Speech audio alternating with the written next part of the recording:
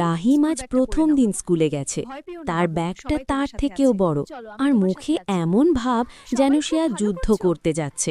মা বলল, ভয় পাস না বাবা, স্কুল খুব মজা। স্কুলে গিয়ে রাহিম দেখল অনেক বাচ্চা, কেউ কাঁদছে, কেউ মায়ের আঁচল ছাড়ছে না, আর কেউ আবার বেঞ্চের নিচে লুকিয়ে আছে। ক্লাস শুরু হলো। ম্যাডাম বললেন, সবাই চুপ করে বসো। কিন্তু চুপ কে থাকে? একজন পেন্সিল ফেলল, আরেকজন জানালা দিয়ে পাখি দেখছে, আর রাহিম ভাবছে টিফিন কখন। অবশেষে টিফিন টাইম। সবাই বক্স খুলে ফেলল, কারো ডিম, কারো বিস্কুট, কারো আবার শুধু একটা কলা। রাহিমের বন্ধু মিনা বলল, তোমারটা দাও, আমারটা নাও।